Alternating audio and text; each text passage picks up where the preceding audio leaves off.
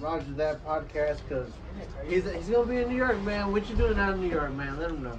I write for Comedy Central. Hey, what's up? Shout out to Comedy Central. Comedy Central is the label. You are a Comedy Central writer. I know a Comedy Central writer. Hell yeah, I bro. can say that. I can say that now. Last night they said it at the show, the taping, and they're like, "That coming to stage, Niles Abston, he's a writer for Comedy Central."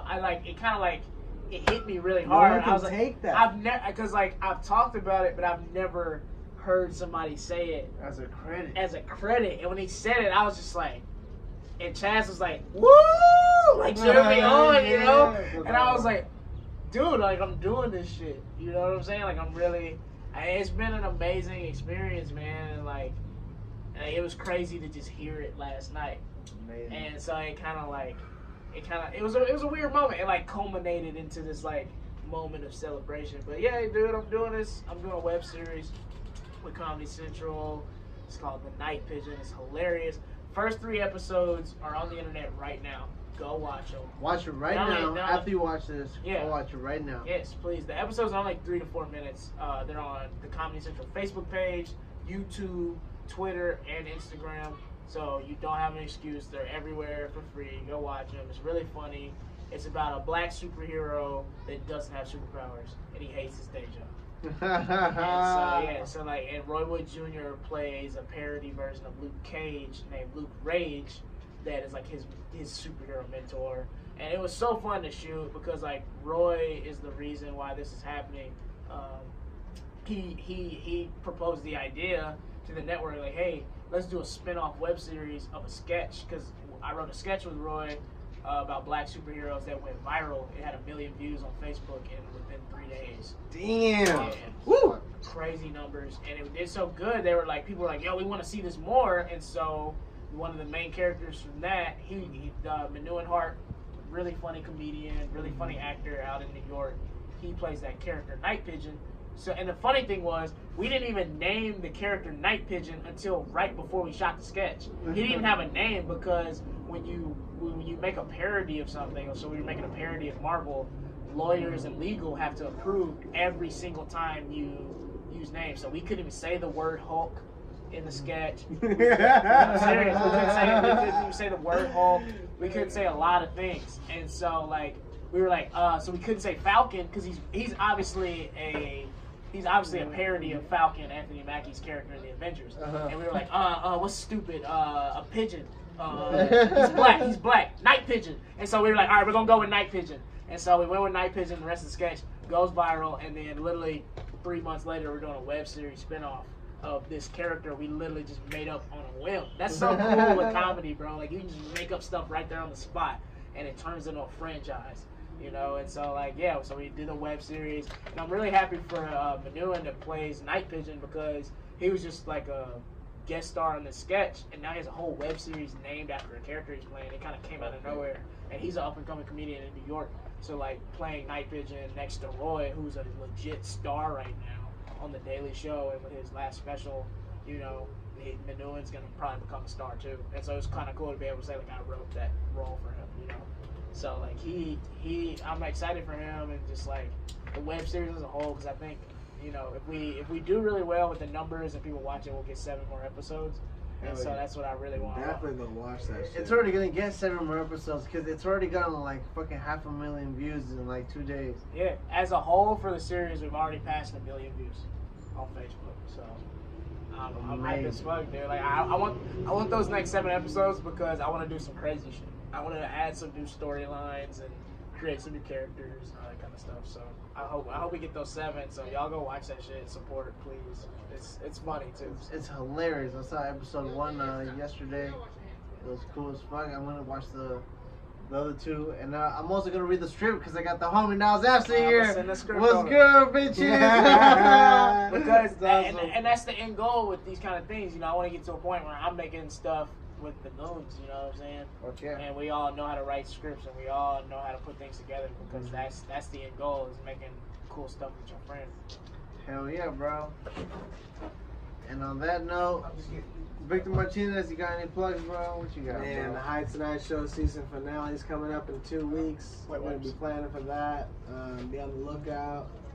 And, season 4 is going to come back strong in the dehydrated. fall. He's got his water right there, man. Mom's on the way. And, hey, man, Garage Mike Studios. We're going to be having much more productions in here. Roger, that's going to be in here every fucking Sunday. Hey, Garage Mike. Roger that. Thank you for having me, bro. I appreciate you. Thank you, man. Bro, Roger that is dope, dude. Like, You guys are awesome, bro. Just checking this out, bro. Like, I know one day Roger that is going to be like one of the top podcasts in the country. Yeah, bro, it's always gonna be like this, man. 40s and smoke, bro. 40s and smoke. Because Roger, you're a really good podcaster, bro.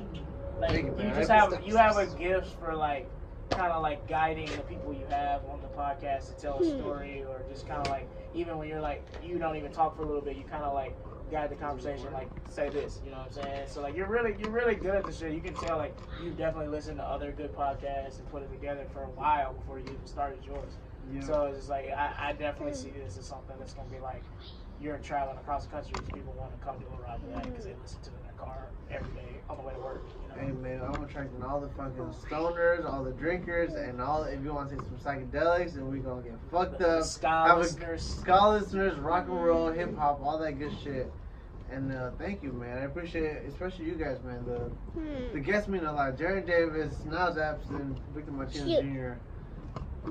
My godson right there, River, hell yeah. River Sky Martinez. Rio, Spanish. Yo, so now any plugs before we end this? Definitely please watch The Night Pigeon on YouTube, Facebook, Instagram, Twitter. Please follow me on Instagram at the Niles Abston Show. We got a lot of cool things coming with Channel 3.0. We're going to be starting Lila's live show here in June. We got more things with Planet Blak coming soon, so please check that out. Please check the podcast out. Check out Planet Blak. Yeah, please. And then just, just keep following our journey. We're really doing this thing. About to go to New York and do that kind of stuff, so check in. I might start my own little podcast, something like that to cover that. So yeah, just be checking in with me on that. And then follow me on Twitter at Niles100. So, yeah. Hey, Niles Abston. Cheers. Victor Martinez, you're a badass motherfucker. Darran Davis, thank you guys so much for tuning in to Roger that episode. I forget, you guys are awesome. Cinco de Mayo edition. Cinco de Mayo edition. Yeah. Alright, hit the button. Thank you. America was in the wrong, but we don't learn that. It's like fucking watching the Star Wars like movies and then like they're telling you Darth Vader is the good guy. Yeah, exactly. That's America is Darth Vader. Yeah, Isn't that crazy? America is the empire. Yeah. And I wouldn't want to live anywhere else. You hear that? The CIA, NSA, all those. You like being on the winning team. Yeah, I've been to Mexico. I have 20 cousins in Mexico, bro. All my family's in Mexico. I got one cousin here, one aunt, one uncle, and that's it. Damn. One sister, my mom, and my dad. That's it. That's 7 people in my family that's from Mexico. I wonder if I got family in Mexico. Probably, bro. There's 250,000 like black people that were there in 1800s. Imagine how much that's duplicated. Yeah. I feel like the Afro-Latino community is starting to get more representation. Yeah, absolutely. Which I think is a good thing. It's like the new Spider-Man, Miles Morales, he's Afro-Latino, and so like his mom speaks Spanish to him in the movie, and his dad's black. So I think it's cool to see that kind of representation because they're real people. They're out here, Yeah, bro. They deserve to be on stuff. They gotta go whole country of them, bro. Puerto Rico and the DR. I like when black and brown people come together, man. Cause like I feel like we need to, I feel like we need each other, but there's just so many things that like between like race and class that divide us. But I feel like at the end of the day, we need to realize like we have a lot more in common than we think when we don't, We have a lot more in common with fucking everybody that's really in the working class. Hell yeah, cause when I talk to you, like I asked you about like your upbringing, like just being out here in LA, I'm like, dog, like a lot of your shit sounds like my shit. You know what I'm saying? But I don't think we look at it that way. It's like, oh, he's different. Fuck him. Like that's horrible how we think, but that's how it comes down to in America a lot. Yeah, America. I wrote this a while. Like a part of the American experience is racism. Because you're taught that at an early age. Yeah. Unless nah, that's always there. Yeah, it's just always there. Did you have a lot of black people in your high school?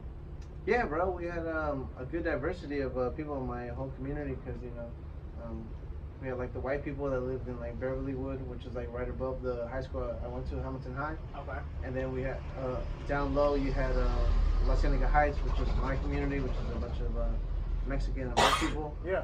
And then we also had a bunch of people chartered in from South Central, which is another group of Mexican and black people. So we had like a good mix of people. That's but good, bro. definitely in high school there was like that one section of the just like the whole high school that was called Disneyland. And that was white people. All white people. Why y'all call it Disneyland though? That's hilarious. Yeah. Nigga, Disneyland. That's the one thing I definitely I feel like I missed out on going to private school growing up. Is I didn't get to go to school with like a diverse group of people. You know, it was literally just me, 2 other black people, and a sea of white people at all times. So I feel like I missed out on a lot of like 2 other black people? Yeah, dude. Like there was. I think by the time I was in high school, there might have been 5 or 6 black people in the whole high school. Private school, bro. In the whole high school, that's thousands of students. Private school, dude. Bro, all you see is like white. Yeah. White. And so you start to think Not to that, say it's not bad. I love this country. whatever. Yeah. So you start to think like that's the norm and how it should be. When like no, like America's a melting pot, and our system should replicate that. You know what I'm saying? Mm-hmm. And so it's sad because like in Mississippi, a lot of private schools are called segregationist academies because private schools in Mississippi were created when desegregation happened. So like when schools got desegregated in the late 60s, like 67, 68, 69, that's when private schools were started. So if you look at most private schools in Mississippi, they'll say established 1968, 1969. Like, oh shit, y'all literally started this school so you didn't have to go to school with black people anymore. So pretty much majority of private schools in Mississippi were created just so white kids wouldn't have to go to school with black kids. So it still looks like that to this day. So you'll have a school that has maybe 5 or 6 black people, or maybe even 20 black people, but they probably all play sports, or they're all really, really smart, and they got a scholarship to go there. There's very few that are just like, yeah, your parents just like sent you there. So it's crazy like to think how like that still affects how schooling is done today. So you have a lot of white kids that have never interacted with a black child because of something that happened all the way back in the 60s. And so like, you have all these schools that probably aren't even that great educationally and don't cost that much to get in, but they're literally just created so white parents wouldn't have to send their kids to school with black kids. It's just another way of segregation. Mm-hmm. It's literally like Mississippi's still segregated. You still got the money and the economic resources to segregate because of all the fucking past turmoil that has happened. Right. So it's bullshit, man. Cause that's why I love LA. I love LA. I'm kind of biased because I was born and raised out here. My mom bro. put me out at UCLA Hospital. You know, what's good. You're right. Take it from somebody that ain't from here, bro. Like, this is the place to be. This is the place to be. I was very... It was like a good culture shock for me. I was like, wow, this is like all kinds of people. And I think that's how things should be. Yeah, exactly. The valley's like that as well, bro. The valley is like that, bro. It is, yeah. Between me and you guys, I was born and raised out here, like in the West LA, but the valley is better than West LA. Because West LA is like it's like a bullshit LA, bro. It's all gentrified. What the valley is LA in the 90s, and it's very diverse and still, you know what I'm saying? 90s. I mean, I'm not saying where I'm not is like diverse anymore, but like, man, I swear to God, man, it used to be 50% black people, 50% Mexican, right? Now it's like 2% black people, fucking 60% white people, and 40% whatever the rest, Mexican. Damn. And we just get... That's a huge change, bro. It's huge change, bro. The white people have basically just come in... I'm just saying not white, but they want it back. I'm gonna be honest with you, bro. The people, they want it back, bro, because that's when they first... LA changed when they first started integrating everything, because everything was normally like white. Like the jungles was like for Jewish people, bro. Really? Yeah. yeah. The jungles had nothing but... I went to Taft High School in Woodland Hills, and my dean there was a graduate of Dorsey High School, which is right across the street from the jungles. Yeah. Wow. It's in the mix. Yeah. Right by that the was train like, tracks, and that's what everyone used to do. All these developers, all these real estate salesmen, like all these guys, real estate agents, they'll go house to house, knock in, and they did it for years. Hey, Black people moving in next door. Black people moving in across the street. Look at all these black people now. You're the only white person here. So they started moving to places like Riverside, Palmdale, Inland Empire, and everywhere else. Wow. And then now that became the new black area. Palmdale, San Bernardino, the IE. So they're all moving back out here. Yeah. They saved enough money fucking living out there where property was nothing, and then now they have millions to buy a fucking property in the Hollywood Hills. Yeah. That's crazy. Because then I looked at the statistics. The Hollywood Hills is like 80% white people. Like Brentwood, 80% white people. That's why I want a house out there, bro. I want to make them niggas mad. That's why I want to live out there, bro. But there's also a lot of like immigrants as well, like Middle Eastern immigrants that live like in Beverly Hills and stuff like that. That's one thing I've noticed about LA. A lot of the Middle East people that have a lot of cash are starting to like really like run shit out here. As in terms like they're buying the nice properties, they're living in the nice apartments. They're ordering me to go fucking deliver their food to them. Man, tell a DoorDash story, bro.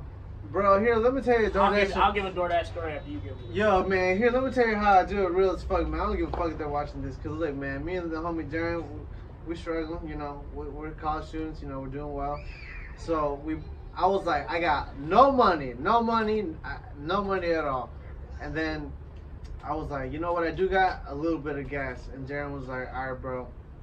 I'll roll with you while you make some DoorDash. I was like, that's a good right there. We're about to make this work, bro. This is God's work. We got teamwork, bro. That's two people double luck, that's bro. That's beautiful. Black and brown. Hell yeah. We went to the first fucking spot, delivered that shit real quick. All right. Went to the second spot, and I started talking about, I was like, man, hopefully this motherfucker doesn't come, bro. Or we can't find him, you know? Like, we're like, yo, this is a spot by CSUN. It's like some Indian cuisine, you know? So I pick it up, we head over to the fucking spot to drop it off, and it's literally like in between like a street that has like a building that's not that address in front of it, and then behind it where it is the street address is a parking lot, and then on the left of it is like a big apartment complex. And for the most part, I knew that the apartment complex is where I needed to go, but this motherfucker got the address wrong, so I just put on the DoorDash that this motherfucker wasn't here, and he's got 5 minutes to come pick up his food. Oh my gosh. The motherfucker didn't show up for like 5 minutes, you know. I couldn't, I tried to contact him, had no, you know, success. And then me and the homie Darran were fucking eating like motherfucking savages. 5 minutes out, we were counting down the minutes. We were like 1 minute left, bro. Seconds, bro. Seconds. Wait, did y'all start eating before the 5 minutes is over? Or Never, bro. So as soon as the clock hit 0, y'all was Cinderella in that bitch. Like, let's go. Bro. Yeah, put that shit in drive. Oh, Indian food, bro. Out that bitch, man. That's hilarious. I had that was my dinner and breakfast in the morning. Yeah, bro, we had like that. It was definitely like that, bro. We had good lunch, man. We had great lunch. That's when that was a great dinner, actually, bro. And then it got better too, cause then we just hit like 2 more orders that were like solid as fuck, bro. And then I cashed that shit out immediately. We got like 7 G's of some great shake at that one shop that Darran, you know, is super familiar with. Love it.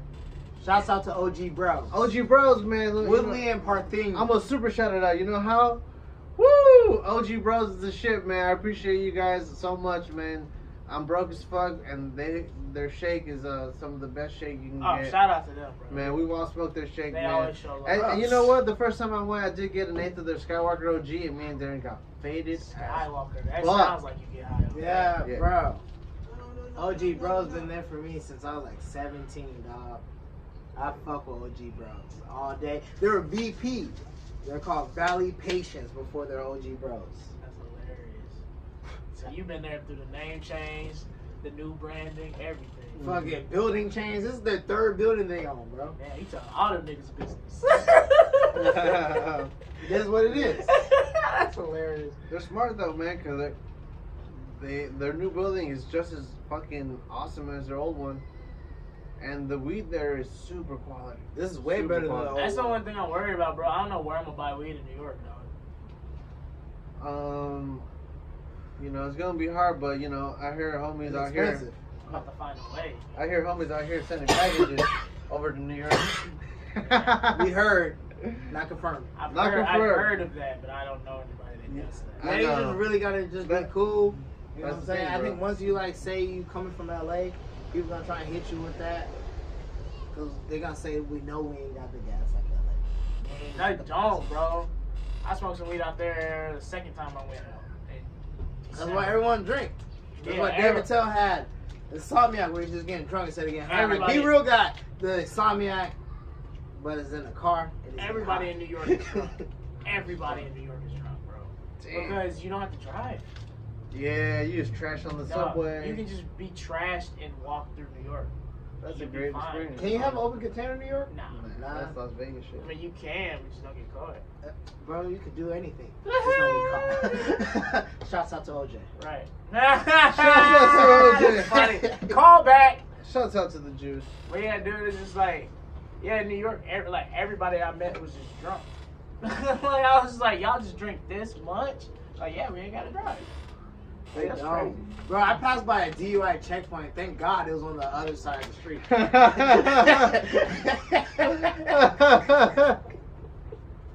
was like, yeah, I'm going south. Y'all niggas going north of the DUI checkpoint. I do not condone driving. Nah, we weren't drunk driving at all. But it's not, okay, I was with a real good friend of mine that studied to be a lawyer. Don't say his name. And really, those are. His name is SpongeBob. Yeah, and a lot of those checkpoints is really like they're looking for drugs and try to search people and find probable cause. It's not really, they disguise it as a DUI checkpoint. Yeah, and they want to see if your what you call your registration's up to date. Yeah, that's more of what it is they can make you pay a fine for that. No, they gotta tell your shit. Out here, they used to have smog check like the way they do DUI checkpoints. Yeah. They used to have a machine outside and checking if your ass got smog or not. That's crazy. That's why. And it's only during the day. It's only during the day. And then the same checkpoint, this motherfucker turns to a DUI checkpoint when the fucking sun goes down. That's why I miss like small town Mississippi, bro. Because like when social media got going when I was in high school. So whenever all we did was drink in high school, and so whenever there'd be DUI checkpoints, it was always on Twitter, Instagram, and Facebook. And we all lived in a small town, so we all know like what street that was, and so like it prevented a lot of people from getting screwed over and getting in trouble. Like a lot of people got mad about it though. They're like, "You're a piece of shit if you tell people there's a DUI checkpoint." And I'm like, "Nah, bro, like you a bitch." Yeah, right. Like you a bitch. You think that? We just, we straight facts. Yeah, bro. That was the coolest thing about living in a small town. Like you could avoid that because it would be on the internet. So I remember, like, I'd be at a party when I was like 16, 17, and it'd be like, "Yo, it's a DUI checkpoint on what was the street back home on Lakeland Drive," and then everybody like, "All right, cool, avoid Lakeland Drive." Yeah, bro, I'm not gonna lie, dog. I think it can only be in so many places at once. So once you already got that information, I think we're looking at a nigga cheating on this bitch right now. Oh, dude. They literally parked. Did they just break up? Nah, nigga. This is like literally how it goes. I don't get how like wait, all this shit. I'm not gonna look up, so not like it's suspicious. But what'd you see? I'm looking right at the it's like literally we in a fucking like empty lot, and it was like a car just parked there. And nigga dropped this chick off at a car real quick. You know what I'm saying? Like in the most sketches area. And normally when they do that shit, they just like cheating on somebody. Like I've seen people get caught cheated on, and it's just hilarious. The shit, like, because the whole spiel comes out within like that 5 to 10 minute of them just like pouring out their heart of like, this is how I caught you. Motherfuckers be exchanging cars, fucking switching up locations, bro, going like to other cities and shit. And they just be having like private eyes and themselves just following the motherfucker. And then that's a good thing about working like a public servant job, dog, where they always get caught like at the movies or like a grocery store or a restaurant, and then everyone's just looking at them, and they're like, the manager's like, "You have to take this outside. You have to take this outside." The person that caught them cheating feel like they have the right to rule the whole entire world. Like, nah, this I did shit right here. And you just be like making your whatever hourly wage and just be watching some good shit. Like, I'm glad I didn't go to lunch right now. I'm about to go on lunch after and just think and laugh my ass off at this shit. What you need Young and the Restless for? You can watch two people fight each other outside. That's amazing. Shit, man. It go hard in the paint out here. That's funny part, man. Like, y'all don't cheat. I know none of y'all motherfuckers cheat, bro. Black men don't cheat. Thank you. That's a goddamn fucking lie, bro. That's a goddamn fucking lie, bro. I hate that shit. I hate fucking. Yo, Charlamagne gotta go fuck yourself, posted that. Black men don't It's like, yo, black men don't cheat. Shut the fuck up, bro. Black men don't cheat. Yeah, everybody Black men cheat. don't cheat. Hey, black men, we love our women. Hey man, I have never cheated today. Yeah. Today. Today. Shit. For our camera, fucking the homie Victor Martinez hasn't cheated for real though. Nah, bro. Channel 310 don't cheat. And then, that's a better one. Goonsquad don't cheat. That means we got some faithful motherfuckers in our like squad. We got Arthur don't Occasionally, cheat, I just Jerome don't cheat, Victor don't cheat, Occasionally, Roger don't cheat. I'll imagine Victor just getting like doned up after garage mic in here, like late hours. Have you seen the type of people that come in Garage Mic? Yeah. Especially at that time of hour. None of them is doing that. I know. I'm the most beautiful person that comes to garage, Mike. So Get the fuck Lies. out of here. let's be real. Nah. I ain't gonna lie, bro. I'd have to put my name in the hat on that one. Nah, Oh, bro. man. Have you done any ratchet shit outside of Garage Mic? Ratchet shit outside of garage, Mike. I mean, what's more ratchet than garage, Mike? Bro, I ain't gonna lie, dog. I mean, lived in my car. No, I'm talking about like with the female, bro. Outside of garage, like you ain't never like. No, bro, nigga, why would I do that? Hey, bro, I've seen some shit. I've done some shit outside. Like, I've heard bro, some shit. Dog. I ain't even gonna lie, dog. I don't even know what we're talking about. I don't know what's going on. You ain't never, man. Yo, Darran, you got any plugs, bro? What you got coming up, bro? Not a goddamn. Switches to go with Victor. God damn. That's why Yo, you got Victor. any plugs. You got any plugs, Darran? What you got, man? You got your reels? Talk about your reels. Nothing. Oh, I already put those out.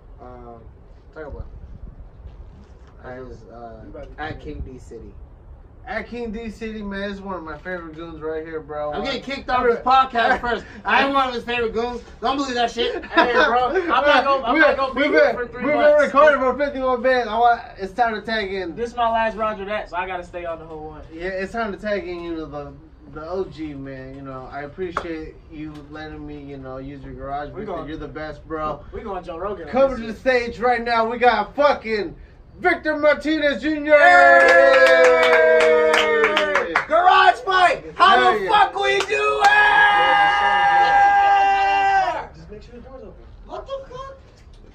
You never been a parent before, Darran? Come on. Just don't shut the door on him. Alright, what's up, y'all? Hey, man. what's up? Welcome to Garage Mic Studios, featuring Roger that. Thank you so much for Every having Sunday us. afternoon, man. This is Garage Mic Studios, man. If you guys don't know, man, it's $100 an hour. So if you guys want to come shoot some shit here, it's gonna run you, but not just fuck with you, man. Empty them pockets, bitch. What the fuck you doing here, man? Yo, It's a halfway done blunt. Yeah, I was like, Roger and been it's slacking, lit bro. done. Yeah, I was gonna finish it for you before I realized you I- got Wet ass blunt. I know my saliva's been real to shit because I haven't been drinking a lot of water. You've been so lonely lately, you just making out with all your blunts. Oh my god. No, That's hilarious. I have been like, I've been trying my best, bro. It's just been unraveling, bro. No, but Victor, man, you know, it's good to have you on the podcast, Thanks bro. for having me You on. know, it was cool last time having you here. We talked about 21 Savage being a clone. Oh yeah. Yeah, he still is. You think so? Yeah. Oh, no. That's usually, I don't know, I can't tell. I hope Probably. I love 21. I know for sure, what's his name? What's your name? No, that Kiki dude, what's his name? Fucking ZZ, what the fuck? Ah, damn it. What's his name? Kodak Black. Kodak Black is a clone. That's Okay. why he's been acting so weird. So which clone was doing, who was doing the raping? Kodak Black or the clone? Kodak Black did that. Okay, so Kodak Black is the rapist, but the clone's just the rapper. Yeah, the clone is doing all the weird shit, talking all that shit about Nipsey. I didn't like that, bro. I didn't like that. You don't talk about a man like when he's dead, hitting at his woman, bro. His death That's is weird. already like weird enough. I know. That was super weird for him to do that, man. All the footage we have of it is from across the street, not from his actual front of the store. Where Yeah. there's 3 nice cameras right there, and the guy that killed him, he tried Shitty to Cuz. escape. Yeah, Shitty Cuz tried to escape through like going through a mental like fucking clinic or something like that. He tried to check in. Insanity. Yeah, that's where they checked him in at. And I was like, you know, dudes don't do that. Dudes from Compton don't do that. Nah, that bro. It was really weird, man. They told him to fuck. Something was definitely off with the dude, bro. Like mentally, something was definitely off. And people were saying, oh, you know, out of respect, don't talk about these conspiracy theories. Well, it's not a conspiracy. It's a fact. The guy that shot him was known to conspire with the police. Yeah, he was an informant. He does that. So whether he informs, works for them, takes money from them, you know, it's not crazy to think that, you know, this was all very orchestrated. Orchestrated, yeah. But it's just like, regardless of what happened, it's just I feel bad for like just that community in general, because he was a big deal to all of them. He was doing so much. Like, I was reading stats where it said like Nip basically provided 41,000 jobs over the last decade. Damn. The government don't even do that many jobs, bro. 41,000 jobs. He invested over like $100 million in his community and everything, bro. Like, he was doing so much, and so I feel so bad for like the people that are like affected that live there, bro. Especially his girl hearing all this shit. Mm-hmm. It's a family, man. Kids, dog. YG put it out, man. He felt so sad that, you know, he couldn't be there on Easter. Yeah. He had a lot of respect out here. I know he wasn't like a big mainstream artist because he didn't really get a lot of radio play, but he had hella respect, though. Mm-hmm. Yeah. I found out about Nipsey like 2013, 2014, because he did that mixtape where he charged $100 physical copy, and Jay-Z bought 100 of them. And like, when I saw Jay-Z was supporting him, I was like, oh, obviously I need to check this dude out, and I've been kind of a fan ever since. So. I mean, I've heard his songs on the radio, 92.3, you know, but I never knew what to match the name, the music with the face. Yeah. Cause then I also saw Rolling Loud. He headlined out here. And they kept promoting it. He did Rolling Loud, what, 2 years ago? No, last year, bro. Oh, he did last year? Out here, bro. Damn. Man, and they kept advertising it on 92.3, man. And I just didn't know that was him, man. And it's not until he died that I really... He was fire, bro. Really appreciated it. Great lyricist. Great lyricist, real ass motherfucker. And then definitely go watch his music videos. All his music videos are dope. What else been going on? Better than y'all. Y'all watched the Canelo fight last night? Nah, I heard about it. I was on stage. I didn't get to watch it. I did, bro. I had a link. I watched it on my. I watched it on my iPhone. It's a good thing you didn't fucking stream it, or else you would have been kicked out of Instagram again. I know, bro. I want to also like highlight a UFC like front kick that Donald Cerrone did against Ian Quinta last night. But I was like, they're gonna fucking block my account over just posting some cool shit. Dana White not gonna let you be great, bro. My thing is like, you making so much money off of it. Why can't I put it on my Instagram? What? How are you losing money by me putting this on my Instagram? They make more. That's the thing about Game of Thrones that I respect is that they were down whenever people were. They were the #1 most downloaded. Dude, all the best shows. They liked that. They actually encouraged it. Same with Rick and Morty. They would, dude. You think I watched season 2 of Rick and Morty all on Facebook, bro?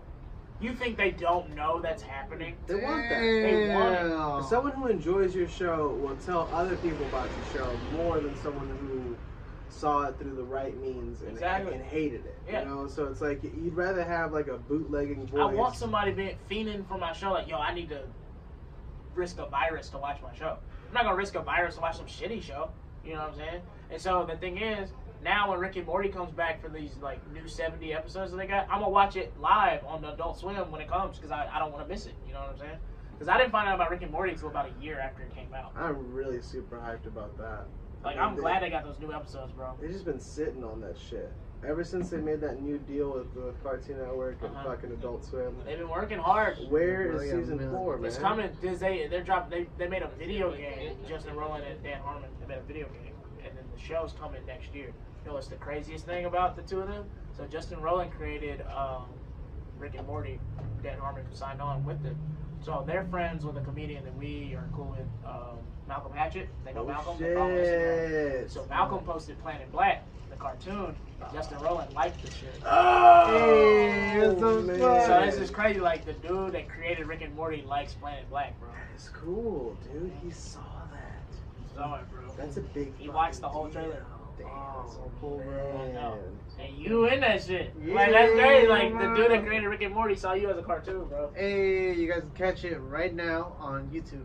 On YouTube, man. Hey, and if you got $2, throw us $2 on the Patreon. Hell yeah, bro. That's all we need. $2. I need 5,000 people to give me $2. That's all I need. And then you can fucking make the fucking pilot. Mm-hmm. There'll be no stopping us. We're gonna make that shit, man. If I gotta pay for it myself, we're gonna make that shit. It's dope, man. It's the dopest cartoon I've seen since the Boondocks. Hell yeah. So it's fucking Shout out cool to as Aaron. hell. Shout out to Aaron McGruder, bro. Mhm. Shout out to him. My son even likes that show. Yeah, I'm glad. I'm psyched that you showed it. That was dope, bro. Yeah, it's just like with cartoons, I've always been a huge cartoon fan, like for as long as I can remember. And I think adult cartoons are the coolest because it's like you can get a grown up to watch a cartoon seriously. Like I think that's really fucking cool. Yeah, that's like South Park, bro. Yeah, South Park is amazing. Like me and Eric always said, like we want to be like Trey and Matt. Like the two of them created a cartoon that's been on for what 20 years. Still going. Still Cool, going. man. And the thing is, it's not just on TV. It's doing well. It's still really funny. Every time I watch TV, I turn on my TV at night after these open mics, bro. It's on. It's on. South Park, and it's one of my favorite shows. So I'm like, hell yeah. And you can watch it on the internet for free with the ads. Because so South Park was one of the first TV shows to get illegally downloaded in the early 2000s. And so what they did was they created this website called South Park Studios, and they're like, okay, cool. Since they want to watch it on the internet for free, why don't we just put the episode on the internet and just put ads on it and see what happens? And so they did it. It blew up, and then Comedy Central was like, oh shit. So Comedy Central bought the website from them. Damn, bro. That's all They you can bought their hope for. website? Oh man. Like those dudes were so ahead of the game, bro. Basically what Netflix and Hulu were doing, the two guys from South Park did it for their one show years ago, bro. They're ahead of the streaming curve. So in a way, they kind of maybe even started the whole TV streaming thing. Well, yeah, they definitely did because the pilot for the South Park was just passed around on VHS tapes. Right? That's so cool, And that's man. why me and Eric made this little thing for Planet Blak, because now VHS tapes is YouTube. You know what I'm saying? So like we were just like, how can we get a short around the country? You know what I'm saying? But those dudes from South Park were geniuses, bro. We're walking in their footsteps, man. We're on their shoulders, dude. Just like, yeah, because I think Channel 310, I think what we do is we're never satisfied with where we're at. We're always trying to find new ways of like, how can we level up, you know? Just like with last night. That was crazy.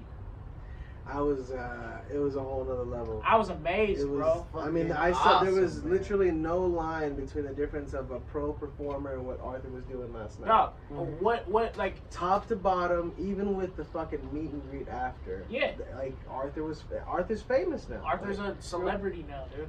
And for the listeners that's listening, what we're talking about, last night, our homie Arthur Hamilton recorded his hour special. And Roger was on the camera, Victor brought him up. It was I got great. to bring him up, and it was fucking magical. That was a fun moment, dude. It was awesome, man. We all got up there at the same time as a Goonsquad, and we all said some nice words about Arthur, and he fucking crushed it for an hour and 30 minutes, basically. Dude. 90 minutes, bro. From 7 different vantage points. Yeah, 7. Yo, the video's good. The comedy special is gonna look so dope, bro. How many specials got 7 cameras? I don't know. They probably do. I'm not too sure, but I'm just saying. And that's the thing. Like, I think we Channel 310 as a production, I think proved to a large group of people like we're serious about this last night. We're very serious. We ain't fucking around. Anybody watching us last night wanted to do that position. I got hit. What's the dude that ran Junkies? Homie Solomon. He hit me up too. He said, he said, y'all keep working hard, bro. Yeah. Cause like think about it, 7 cameras. We got audio. And then also everybody that was a part of the team was there to support as well. And so like I feel like and then Arthur delivered on what he said he was gonna do. He fucking you can watch any special on Netflix and HBO, and it's just like, what's the difference between that and what Arthur did last night? And we did it on a low budget as a team. You know what I'm saying? And so like I feel like last night as a YouTube channel, I think we went up another level. Man, it was so well documented. I can't wait to fucking see it. I can't wait to see the whole thing, dude. Tingles, dude. Yeah, it'd be dope to like, you know, cut it up, make it like polished as fuck, yeah, and then show it to HBO, and they're gonna be like, "Yo, can we just buy this real quick for like?" That's what happens. Yeah, that's what they. That's what happens. Or Felipe Esparza, he taped his special for 60 G's. Wow. Like himself, That's and awesome. then fucking HBO was like, "Yo, let's buy this from you," and then he fucking, Felipe. and then he fucking sold it for I don't know how much, but I that love shit. Felipe, Translate this is a fucking amazing One of special. my favorites. And then it's like, and then also, you know, maybe they don't buy it. What if he puts it on YouTube? That's gonna be like, yo, we want you to do an hour special for us now. That's what it's gonna be. And so like that, and it was just inspiration because like I could just see like, yo, everybody's gonna have a special. You know, Roger's gonna have a special, Jerome's gonna have a special, Victor's gonna have a special. Like we're all going. Yeah, we're all what gonna we do did it. last night, we could do like potentially like for each and every member. Do a whole collection. And like even when I was in there last night, I felt like I was a part of like comedy history in a way. Like I feel like I was a part of like this big moment that's gonna be remembered in time for a long, long time. Because it was like it's gonna be the first comedy special on Channel 310. So it's like that's a big deal. You know, just going from like me and Eric making videos on the couch in his dingy ass apartment to we just did a whole fucking production of an hour comedy special in a theater, bro. Sold out crowd too. People were outside waiting for an hour. The thing only sat 38 people, and there were 70 people in the thing. We had seats on the stage.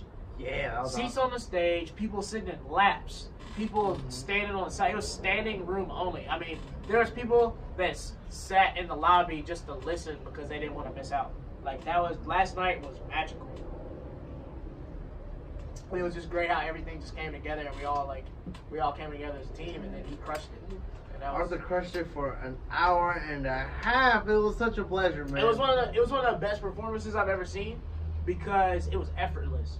Like it didn't look like he was trying. He wasn't stretching nothing out. No. He wasn't fucking petering out. I was so happy because I especially noticed because I was recording it and I was also watching it. So Yeah, you were on the camera. I noticed how like he would like hit his punchlines and it would kill, and then he'd like wait just the fucking right amount of time and then hit it again with another punchline or another setup to the joke.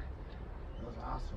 It showed me that for sure that I'm on the right path as far as like what I want to do with mine. Hell yeah. Because I want to go when I'm a decade in. That's what I was telling. I forgot who I was telling last night. I'm gonna wait. So I'm 7 years in right now. So I got 3 more solid years to get to that point where Arthur's at. That's dope. I'm giving myself 2 more years.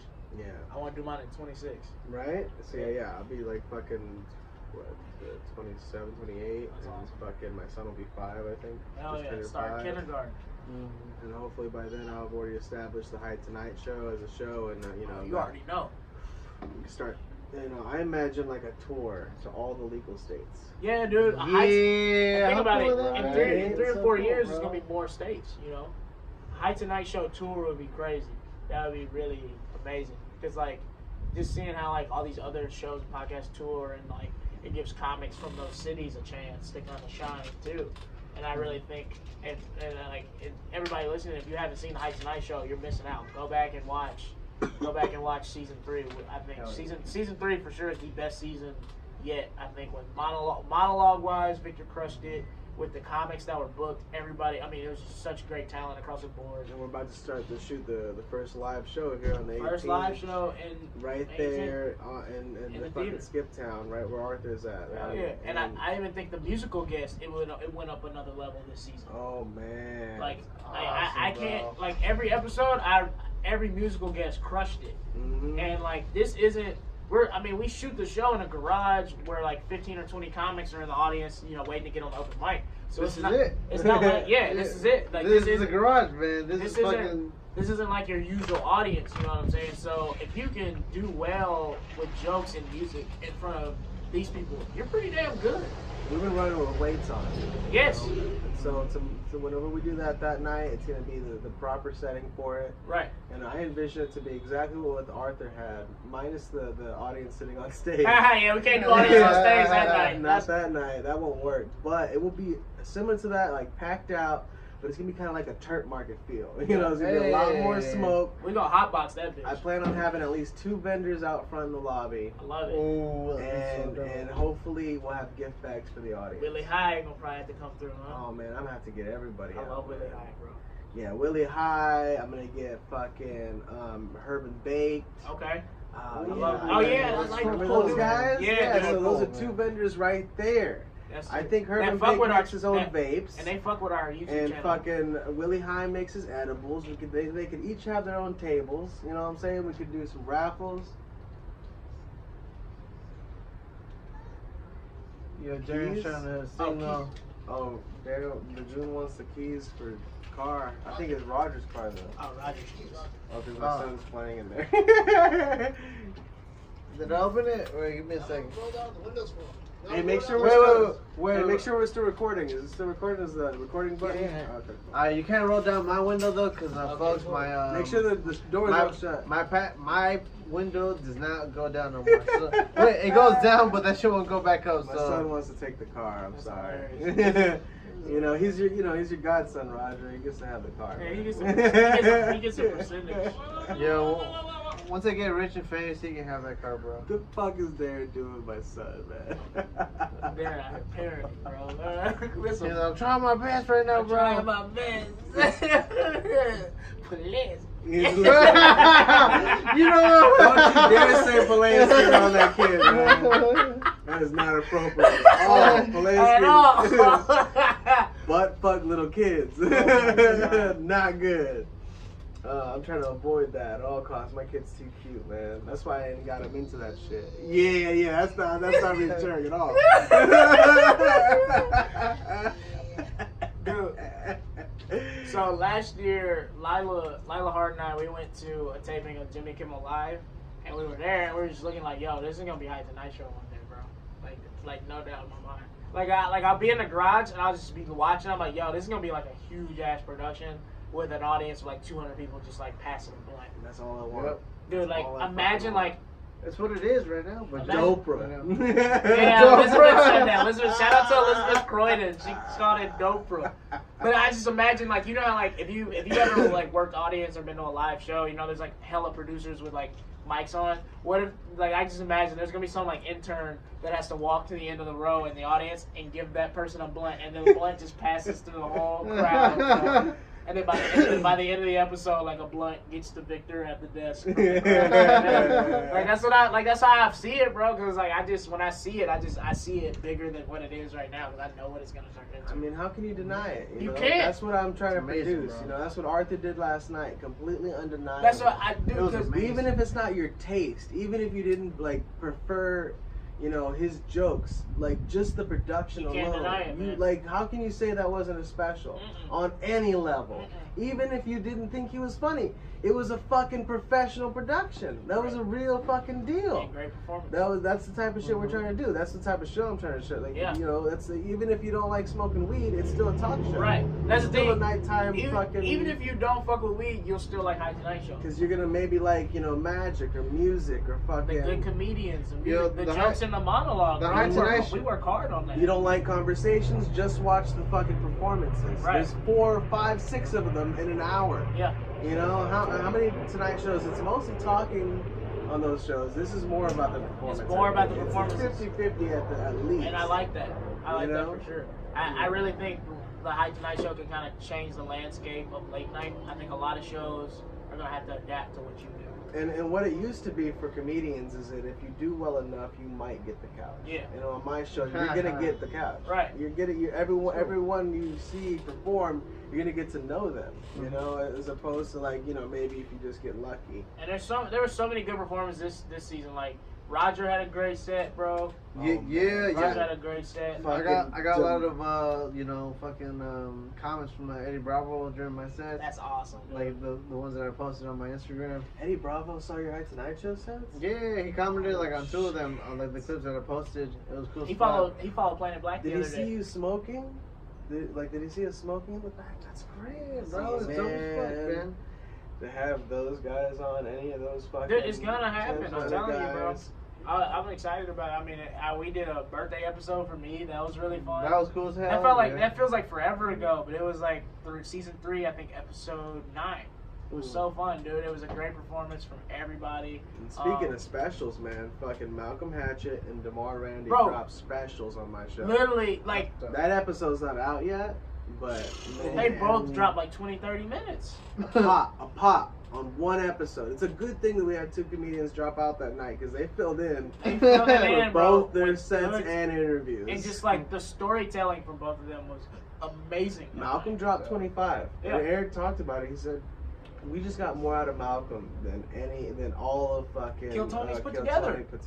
Right? Like, I don't know how many appearances he had in Kill Tony, but probably not 25 minutes. No, he didn't. 8. That's why, like, when I come back from New York, I'd really like to do like an interview documentary with you, Victor, just kind of about Garage Mike and High Tonight Show, because I feel like a decade from now, a lot of moments that have happened at High Tonight Show that we have on record on YouTube are going to be like comedy historical moments. Because there's a lot of people that have been on the show that I think are going to be legit stars one day. And we have all the fucking the whole, like, it's the graduating class. You know, we're all freshmen if you look at it right now, compared to what we're going to be in 20-30 years. Yeah. This is like the young, fresh faces. Yeah, because you don't only have the honor to be like, to be witnessing this right now and be be cognizant of what you're witnessing. No doubt about it. Cause like I'm going out to New York next month. Ain't no High Tonight Show or Garage Mike in New York, bro. Yeah, I don't think they have garages. I think that shit would like the police would pass by like they do here, and then they'd be like, "Oh no, what y'all doing? Where'd you get this? Where'd you get this weed from?" Right, they shut that down real quick. They still do the shakedown in New York for sure. That's the thing I'm gonna miss so much, bro. I'm gonna miss Garage Mike.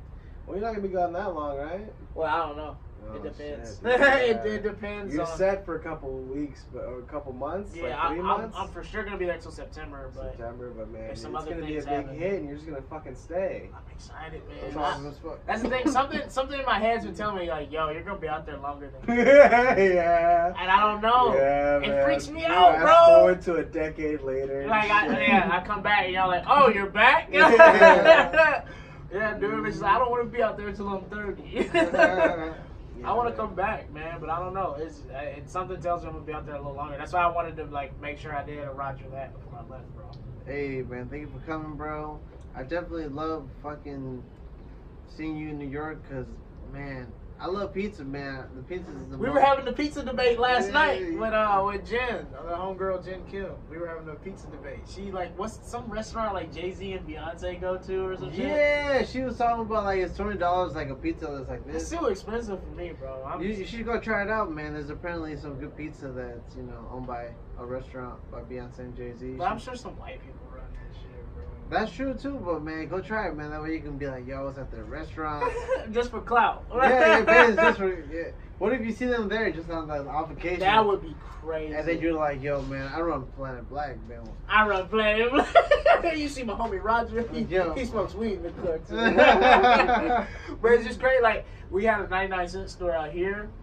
This is the 99-cent pizza, a slice out there. And I fuck with 99-cent slices. The size of $3 slices. Bro, them slices are like this big, bro. That's New York shit. And that's why I sent y'all the picture in the goon message. You know what I'm saying? Well, when you get established out there, we're at least the goons are at least gonna fucking take a road trip. The goons gotta come to NYC, man. And, I already called dibs on the bathtub. I hear you got tips. It's not like we're gonna be sleeping while we're there. Yeah. Bro, that's the thing about New York, man. You're gonna be out till 3, 4 in the morning. Yeah, bro. like we'll just at least we'll know you there. Right. I've never done comedy there. The last time I was there, I was 12, and I was looking at the Statue of Liberty and shit. So isn't that crazy? I want to actually. And the next time you go to New York, you're gonna be doing comedy, man. I really want to do a set there. It's fun. I've done comedy in Texas, fucking, Canada, California. Yeah. To fucking do comedy right there. New York, that's the center of the universe. It is. It's the mecca for comedy. Like, to this day, the 2 best shows I've ever been on were both in New York City. And I've done hundreds of shows in LA, and I've only done 4 in it. I've done 4 shows in New York City, and 2 of those 4 are the 2 best shows I've ever done. There's a lot of weight to it, bro. Did you feel it? I felt it, bro. It was. You it was could something see it in the different. audience, right? It was something different. Like people out there, they like, well, New York City, young people support stand-up comedy. I'm talking like 20, 21. Right. Like I have maybe like 4, like. You smell like bitch. It's sponsored by what? Already getting soft and shit. I'm getting soft already. That damn New York Where's one. this damn New York? Oh, B, hold on, B. Rob, Have some coffee. dead ass coughing in my Tim's, bro. Dog, but like, I have about like 5. I've only done 4 shows.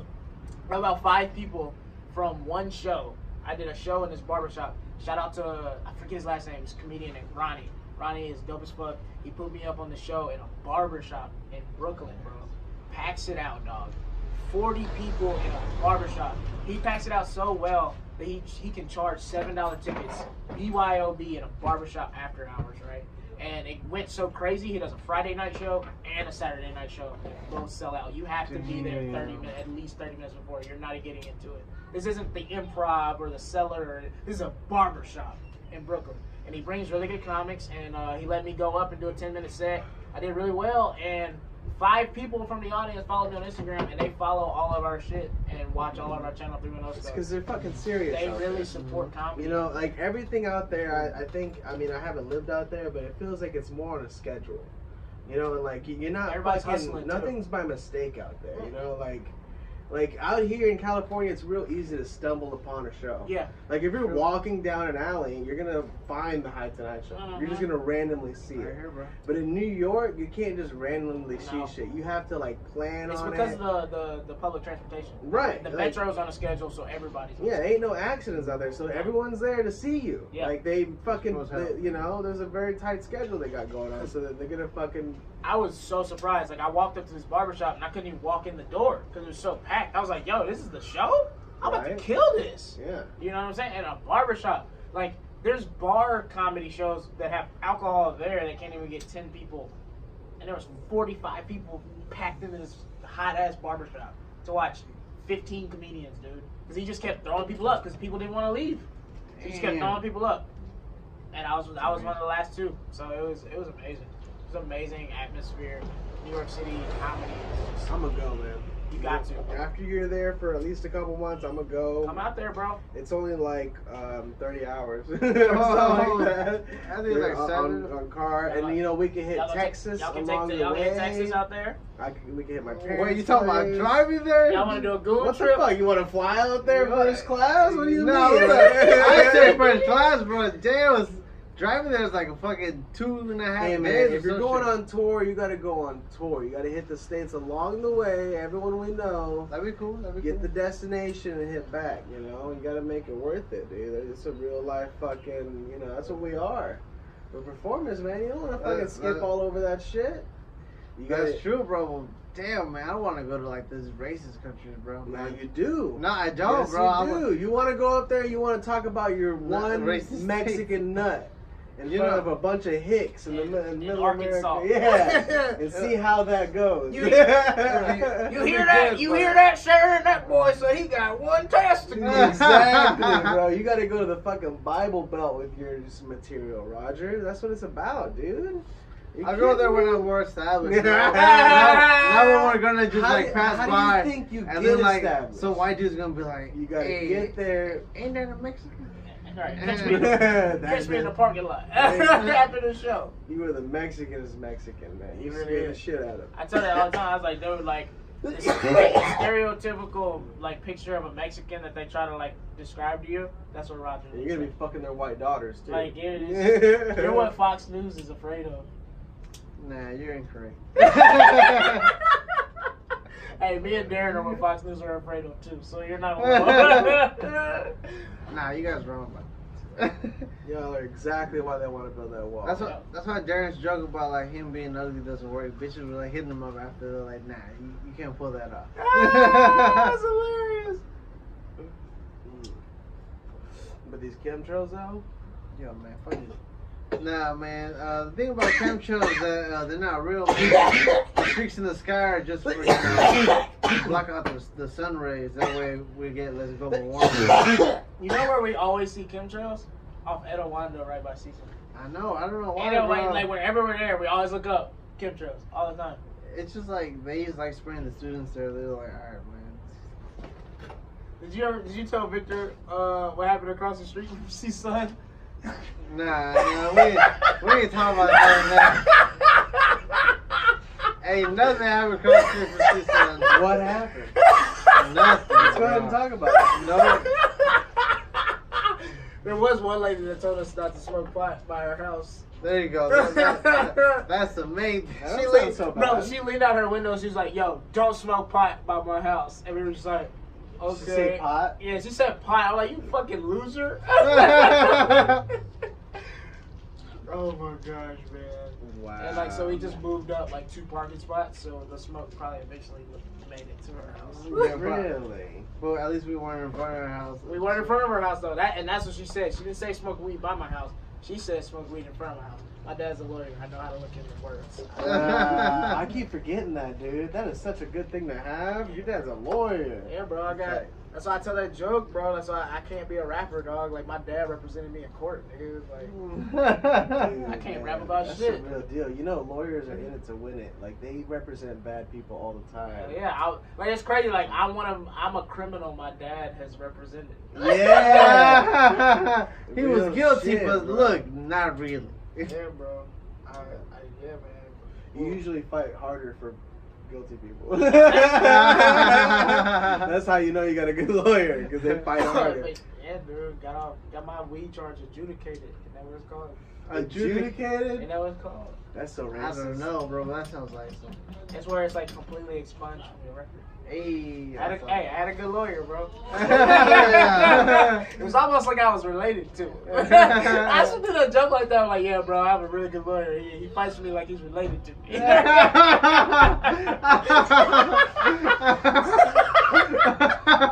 That's funny. That's the type of representation you want. Look at us writing stand-up jokes in here. Yeah, that's what this shit's all about. Dog, I didn't know. Joe Rogan said that, dude. He said so much of his last special came from the conversations on his podcast. I fuck with Brendan Shaw really hard. I really like Brendan Shaw. Like UFC fighter turned comedian. Like grinds like he's like an open micer, bro. And so like he was saying like he's doing a Showtime special next month. And so he was doing this thing. He's doing this thing for Showtime's behind the scenes where he kind of talks about how he's preparing for his special and everything. And he was saying how he does 2 podcasts. He does The Fighter and the Kid with Brian Callen, and then he does one with Theo Von every now and then too. And he said, doing podcasts with really funny comedians that are good writers like Theo Von and Brian Callen, I'm coming up with bits in the podcast. Mm-hmm. And so he's just like, as a newer comedian, but I have all these fans, so I'm going to do a special and all this kind of stuff. It's really good to have that because then I can go back, watch it, and write that into a bit, and then it kills on stage. But it's like it came out organically. You weren't like trying to force yourself to make a joke. You're just having a conversation with other like-minded, funny people.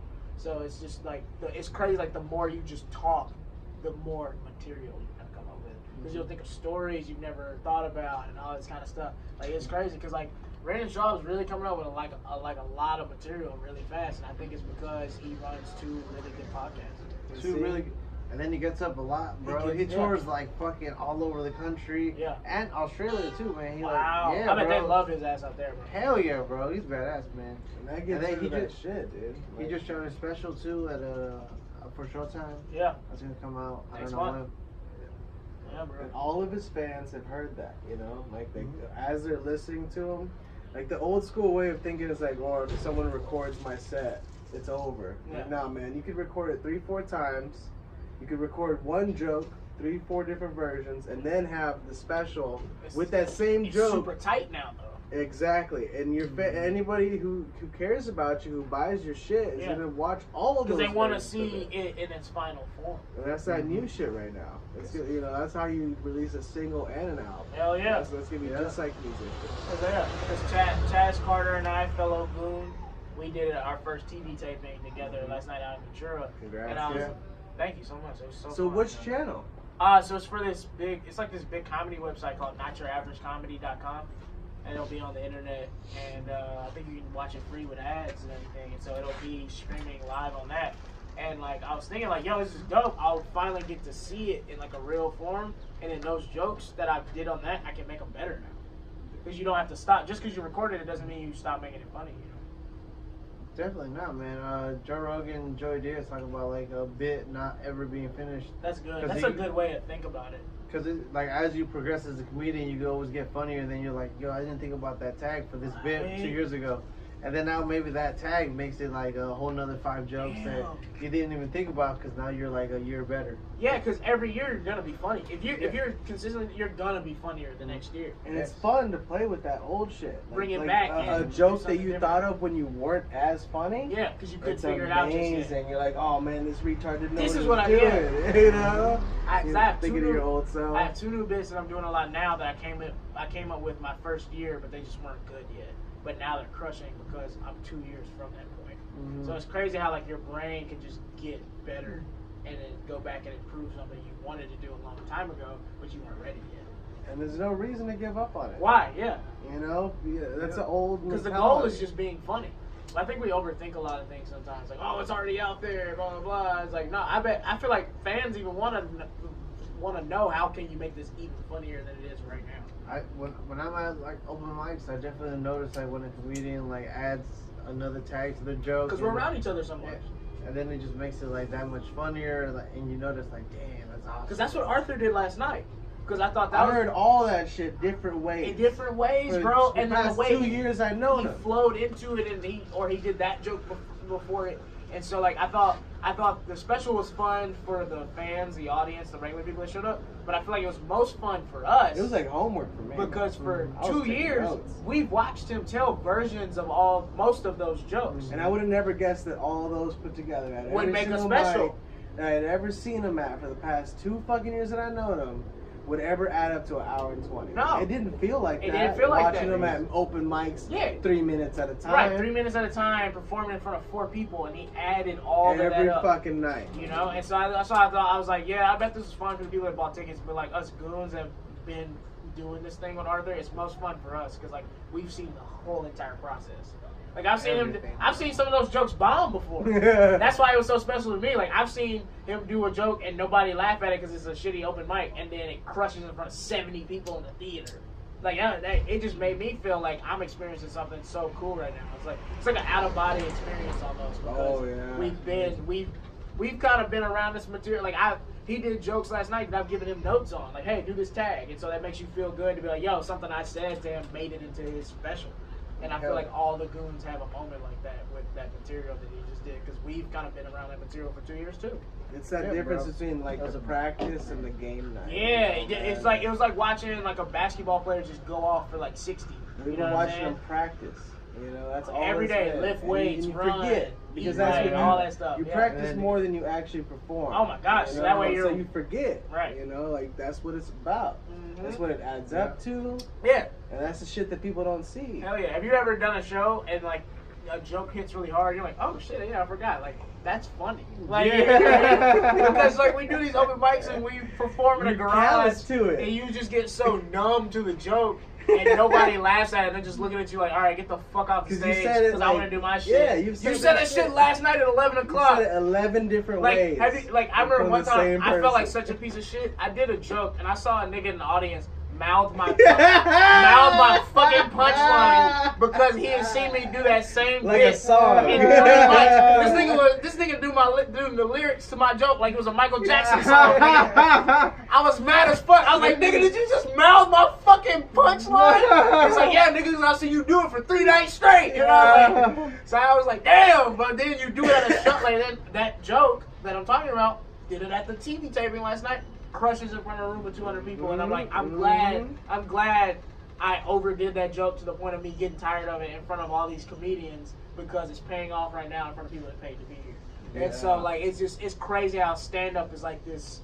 We want it to go like this, but it's like this weird up the mountain journey around all this kind of thing, and it's all about just telling the truth of what you think is funny. And that's what it comes down to, and you working it out so it can be as good as possible. And like what Arthur did last night, you can tell he had been working on that shit. work. Surprised. It was amazing. To It see him do an hour and a half, I fucking. It didn't even fit when y'all said he did an hour and a half. I was like, no way.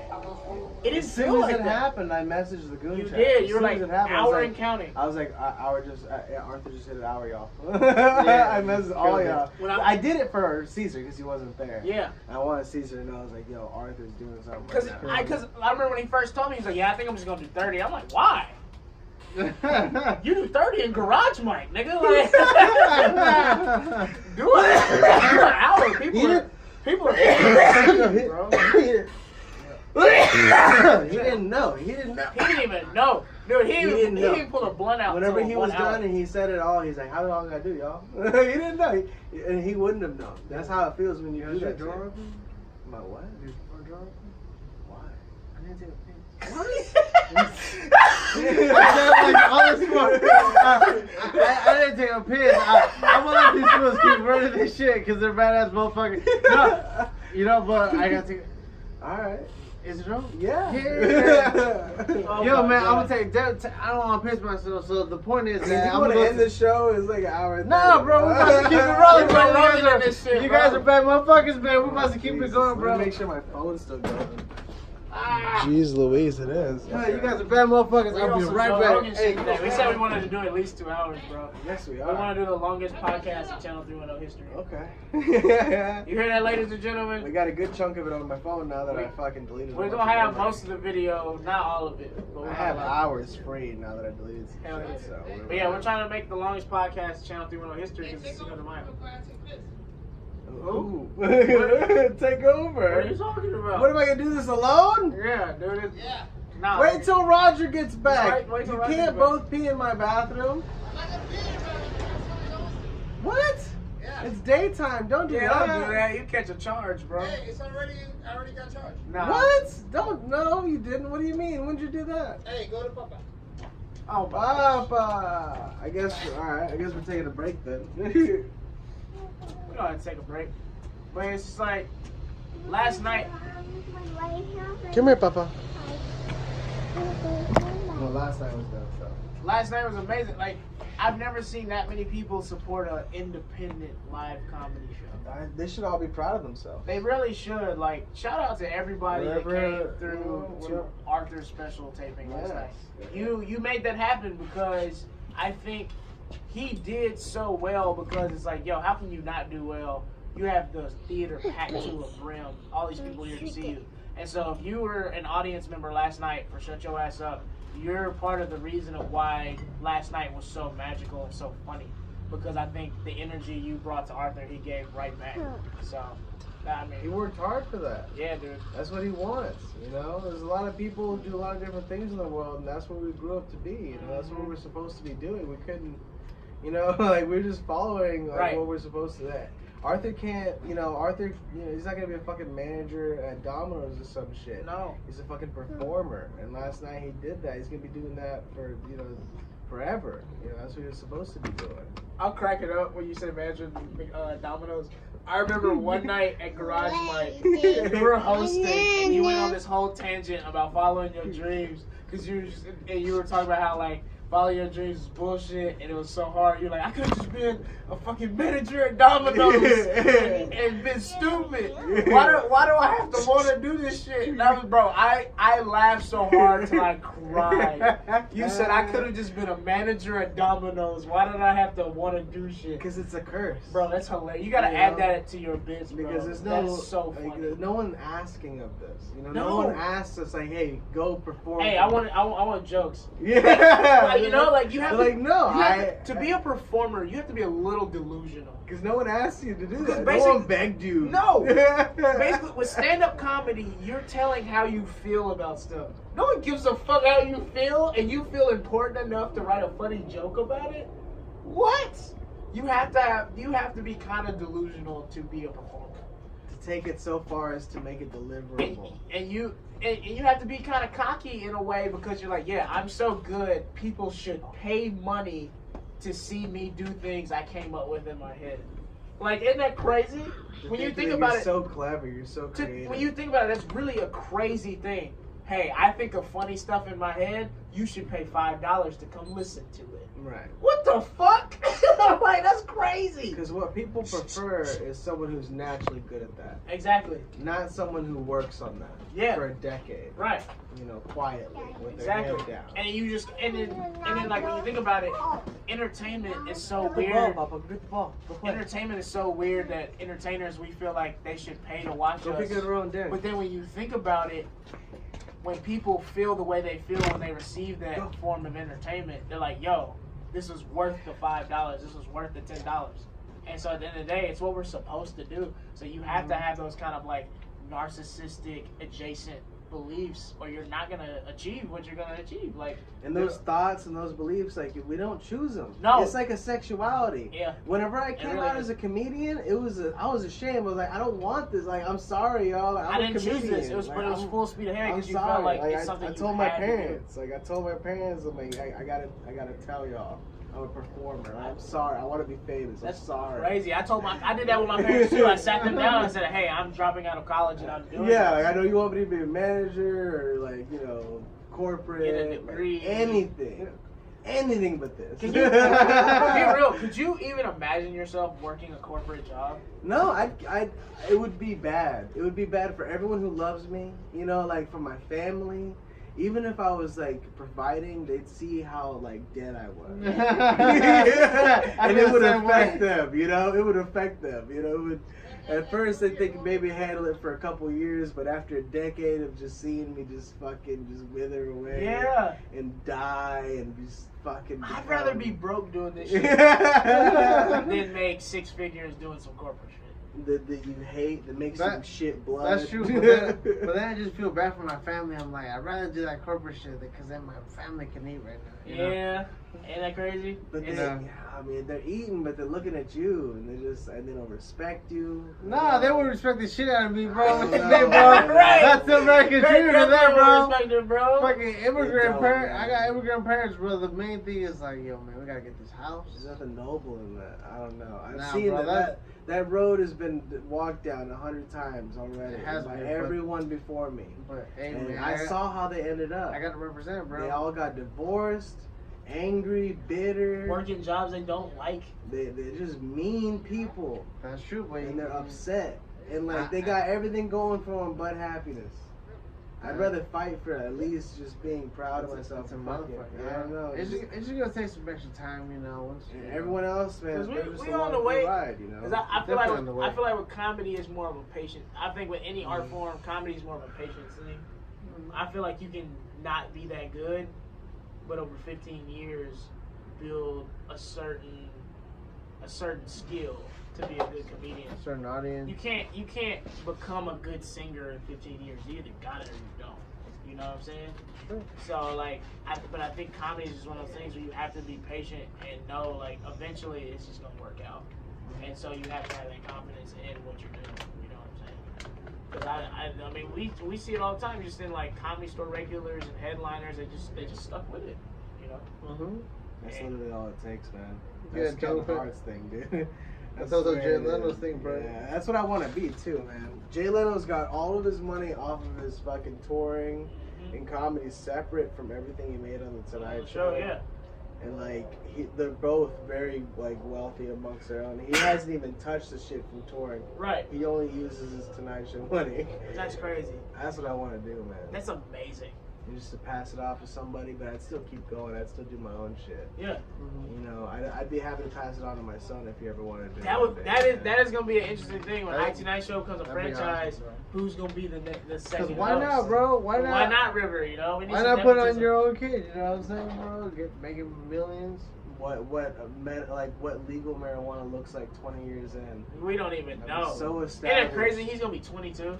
Yeah. In 20 years. Yeah, and it'll be 20 I was 22 something. 2 years ago. It'll be 40 something. The year 2040 something. I'll be 44 and River will be 22. Just like thoughts and like everyone will be connected like hardwired and shit, wireless. What do you think River is gonna be like as an adult? I don't know, man. I'm already so proud of him. I don't care. I hope he's gay. I hope he's fucking like rich and shit. He's a good just, like, kid, super bro. like just chill. He's you a know? really good kid. And he's got every, you know, he's got a good, he's got a family that loves him. Y'all do good with him. And we give him plenty of attention, and we want to give him like at least a couple more siblings. Okay. You know, his mom wants 3 boys, and I was like, you know, She wants a whole squad, bro. She want a football team. she wants 3 boys. I'll see what I can do.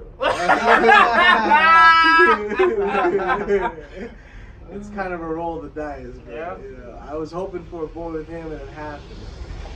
I think that fat dudes have boys. Really? Yeah, because like skinny fighter dudes have daughters.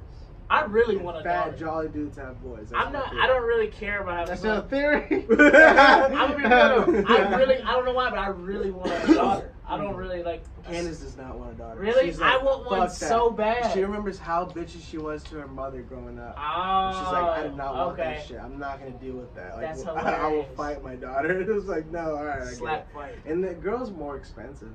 Yep, They're for more sure. expensive. They are. Like generally. But I don't know what it is. I really want a girl. Like I really want a daughter one day. They just water down your genetics. You know? Yeah, they don't pass on the last name. Exactly. Like fuck it. You're forgotten. Like you're a fucking dead end is what you are.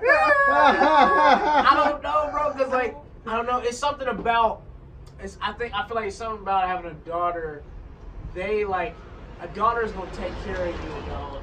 Well, a father-daughter relationship is something that's exactly. Like, it's something carried special on for a long time. It's had a lot of strength, similar to the mother-son. Right. It's just it's interesting with the cross.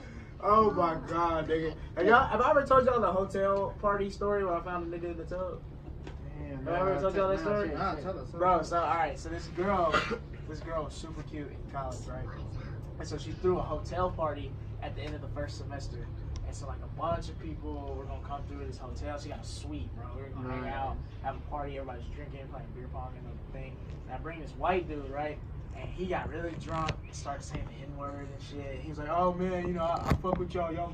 This is my nigga right here. And I was like, god damn, shit.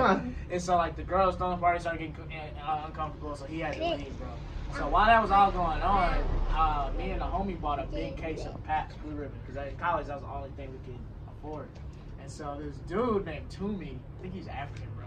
He like went in the pack and stole 2 beers and drank them. This nigga got drunk as fuck off the 2 beers, bro. And so he goes into the bathroom to take a shit. And he got so drunk that he was on the toilet. While he was taking a shit, falls off the toilet, bro.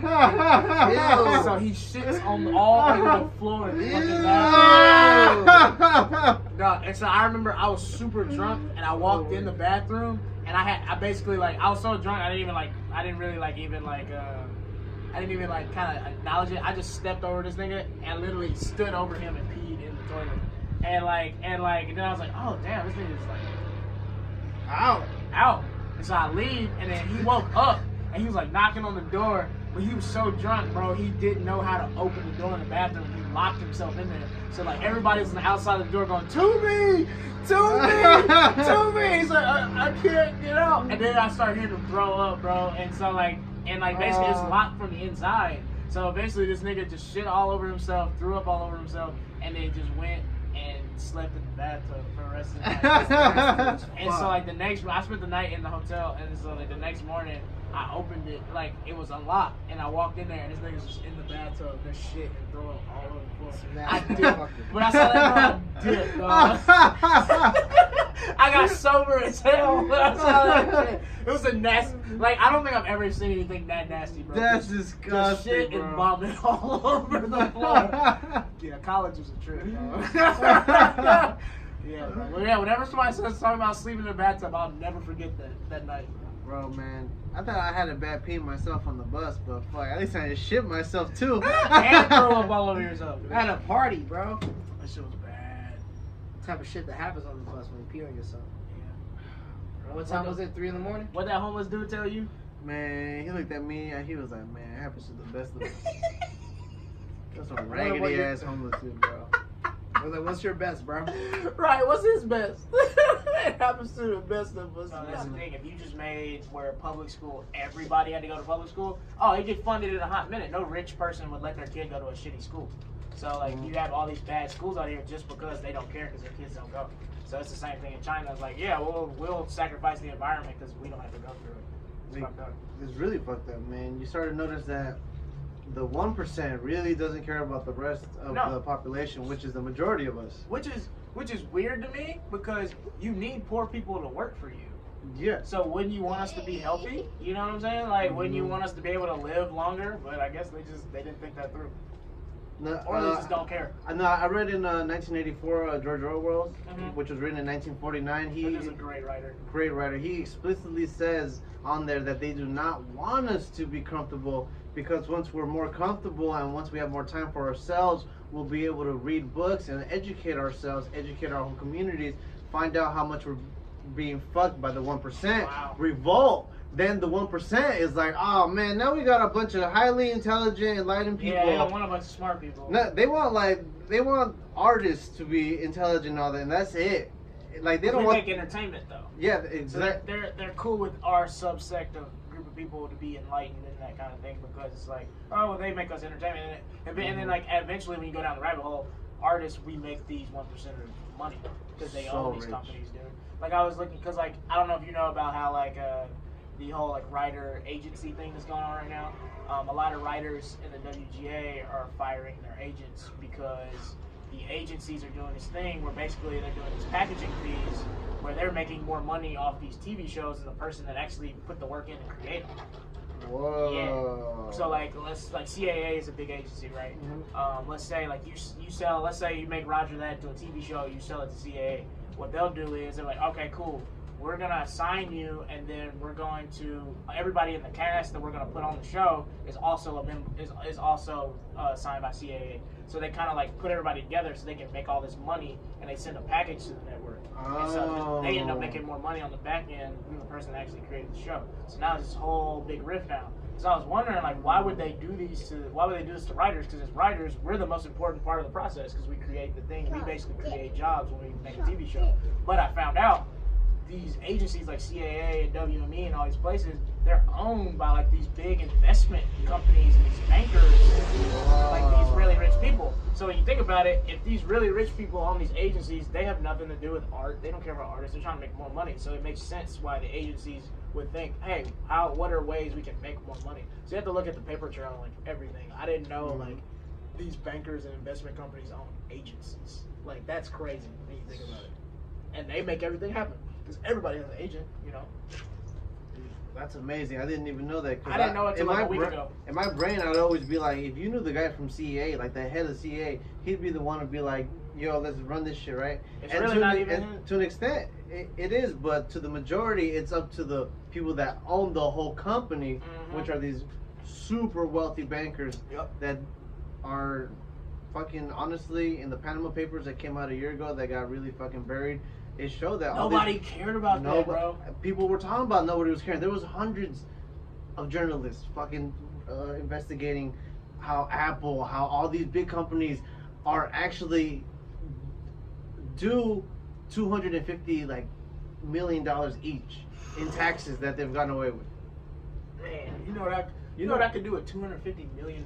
You know what we could have done to all of America with $250 million that we didn't get from Apple? That's like 50 million 211s. We be drunk as hell. Hey man, y'all want to invest in this company? Nah, bro, we about to buy a bunch of 211s. Yo, you didn't pay cash money? Nah, man, give me some 211s, bro. Bro, we just have this like you pull up to Roger's crib, it's just a truck with cases of 211s, and you guys see these dudes like bringing it out the truck and everything. I'll be like, we made it. We made it, baby. Shit, he could buy the brewery and rename it to Rogers 211. Oh my motherfucking god! I didn't even think about that, bro. You gotta give all your money to 211. Fuck that. Buy the company. That makes me think. All right. Oh, let's say Channel 310 blows up. We get this big deal. What's the first thing you buy when you get that direct deposit from the network? What's the first thing you buy? Protection. Protection? They ain't gonna buy condoms? What the fuck? I'm buying a whole squad of security guards. I knew he was talking about that. Exactly what the fuck I'm He doing. ain't trying to get, you know. And some drivers, because I don't like to drive. You don't like driving? Nah, so I can drive to my meetings. And honestly, I might buy a school. I might buy USC. Okay. Kick everyone out. And kick everybody out? Like, hey, how'd you get into this school, homie? Even Run me your papers. Even Lori Loughlin's kid? They're already done. I'm kicking out the nigga who yacht she was on when she found out. That shit was hilarious. Get off this yacht. Like, it Give was me just a like, yacht. it was like poetic justice. Like, you find out your parents are scamming with all this money on a yacht. Like, that is You know they had to crazy. sell. I want to know, did they continue the party or did they like, yo, we gotta drop your ass off? Bro, you know they did. This is for USC students only. You know they kicked her off.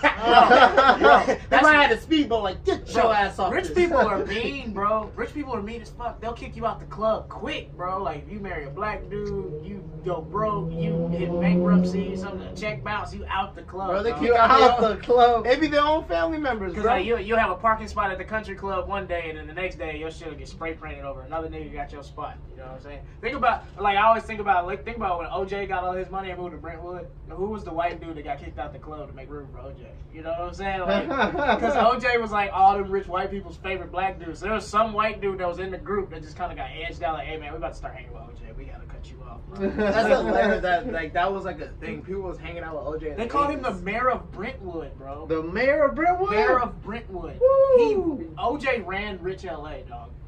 I'm trying to be like that. I'm trying to That's be why when OJ in the 80s. That's why when the trial happened, white people were so like hurt and offended. They were like, "Yo, like we trusted you. We trusted you, nigger. You Like, were we the gave you chosen everything. one. Fuck.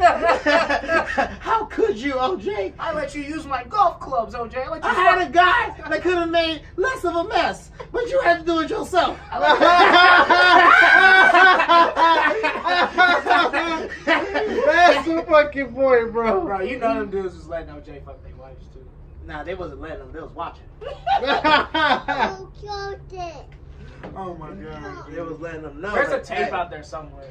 Oh, bro, it was all over the place, bro. That's why they was trying to put him in prison so hard. I was like, hey, I don't want this nigga to get out and release this tape with my wife. I'm gonna keep it 100 with you, bro. OJ's a GOAT. Oh my He's God. one of the greatest NFL running backs, one of the He's greatest amazing. collegiate juice. tailbacks, one of the greatest athletes turned actors, Yes. bro. And he beat a case, bro. Yes. And he got released early, bro, from in another state. And that's the thing, like In another state, that's what's up. OJ Simpson has to be put in the NFL Hall of Fame because he's not a murderer. He was never charged as a murderer. You can't call the dude a murderer. But he He's a held thief. up. Yeah, so they're gonna Pete Rose him, bro. I think Pete Rose should be in the Hall of Fame too. Hell yeah, bro. How you get? All they did was throw some Dude, games, bro. here's He my didn't thing. throw. He didn't throw. No, he didn't throw never, any games. He never No, bet that's against the his own thing. team or Bro, for his own team.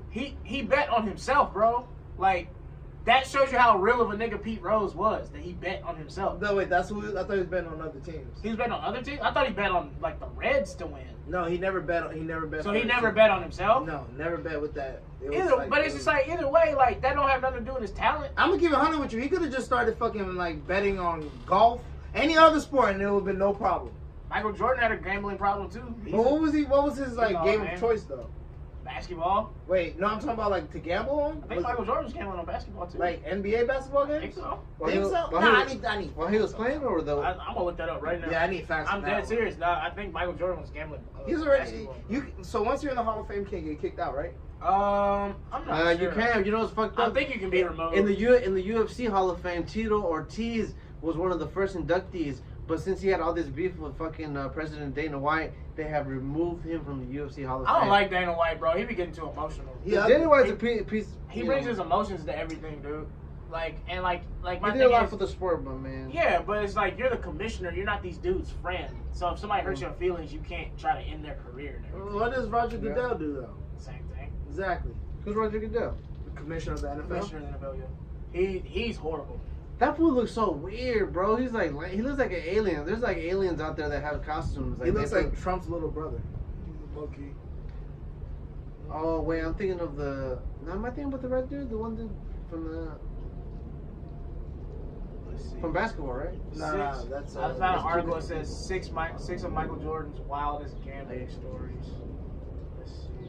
I need to watch more. I want to know the numbers. What was he betting? They said this nigga Michael Jordan bet $100,000 on rock, paper, scissors. God damn!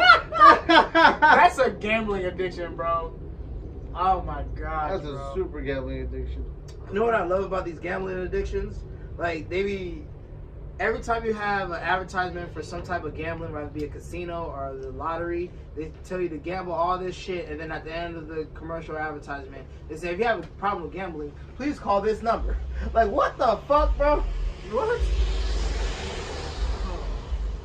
That's the same way they do with alcohol. Hey, drink all this good shit, but drink responsibly.